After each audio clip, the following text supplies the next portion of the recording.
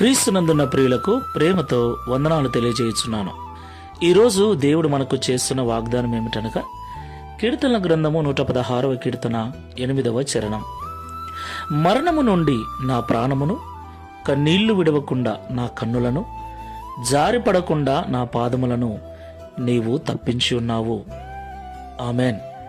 నా ప్రియమైన సహోదరి సహోదరులారా, కన్నీళ్లు, ఆయా సమయాలలో పాదములు జారి కింద పడటం, పాపములో పడటం, అలాగే మరణకరమైనటువంటి పరిస్థితిని ఎదుర్కోవటం, ఇవన్నీ మానవుని యొక్క జీవితంలో పరిపాటి.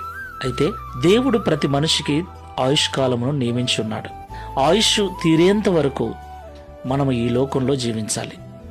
అయితే ఆయుష్కాలం రాకమునిపే మన ప్రాణములు తీయటానికి, లోకములో మనము ఉండకుండా చేయటానికి అనేక రకాల కష్టాలు, అనేక రకాల రోగాలు, అనేక రకాల అపవాది తంత్రములు మన చుట్టూ తిరుగుతూ ఉంటాయి. అలాగే పాపం అనేటువంటి మహమ్మారి బారిన పడి కాలము తీరక మునిపే మనము చనిపోయే విధంగా మన పాదములను ఆయా సమయాలలో అపవాది తొట్టిల్ల చేస్తూ ఉంటాడు. ఏది ఏమైనప్పటికీ దావీదు గారు అంటున్నారు, నా జీవితంలో ఎన్నోసార్లు మరణము నా దరి చేరినప్పుడు మరణించకుండా నా ప్రాణమును కాపాడాం. కష్టాల మధ్యన, శ్రమల మధ్యన ఏడవకుండా నా కన్నీళ్లను తుడిచివేశావు. పాపములో పడకుండా నా పాదములు తొట్టిల్లకుండా కాపాడావని దావీదు గారు చెబుతున్నారు. దేవునికి మహిమ కలుగును గాక. ఈ విశ్వాసపు యాత్రలో ఆయుష్ తీరేంత వరకు మరణము దూరమైపోవునట్లుగా, కన్నీళ్లు విడవకుండా మన కనులను కాయునట్లుగా, పాపములో పడకుండా మన పాదములను తొట్టిల్లనేయకుండా చేయగల దేవుడు మనం ఆరాధించే దేవుడు.